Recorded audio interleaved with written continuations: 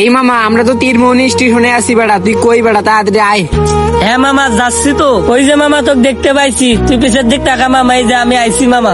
হ্যাঁ মামা এই যে আয়, এদিকে আয়, এদিকে আয়। মামা সামনে আয়। এই মামা কি অবস্থা? এই মামা আজকে তো ভরপুর চিল করবে বেড়া, আজকে তো সেই মজা হবে। কিরে জাহাঙ্গীর, কেন জানি ফাঁকা ফাঁকা লাগতিছে, সাইদকে বলিস নাই?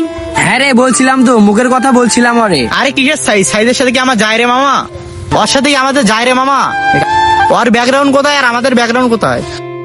সময় তো হয়ে গেল, এখন তো ট্রেন আসতেছে না, যাই তো দেখি ওরা এখন কি করতেছে।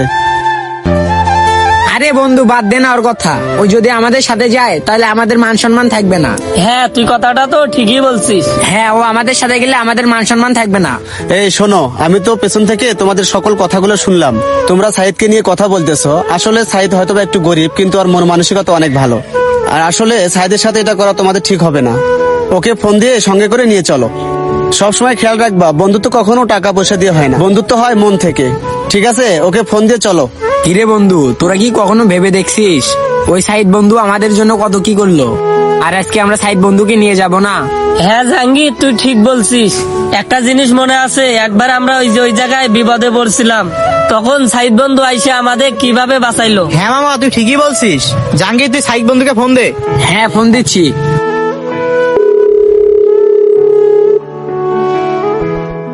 কিরে ভাই, তুই কেন এখনো মন খারাপ করে বসে আছিস? আরে আর বলিস না, আমি সারা জীবন যাদের জন্য আমার নিজের জীবনটাকে উৎসর্গ করে দিলাম, বিপদে আপদে পাশে থাকলাম, আর আজকে আমাকে থুয়ে তারা ঘুরতে যাচ্ছে, অথচ আমায় একটাবারও জানালো না। ভাই মন খারাপ করো না, যা হওয়ার হয়ে গেছে।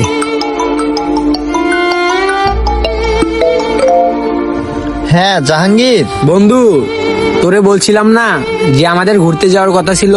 হ্যাঁ এখন তুই যেখানেই থাক, আমরা তো স্টেশনে আসছি, এখন তুই চলে আয়। না না, আমি যাব না, তোরা যা, আমার একটু কাজ আছে। দেখ বন্ধু তুই মন খারাপ করিস না, চলে আয়। যাই হোক, যেহেতু এত করে বলতিছে তাহলে যাই।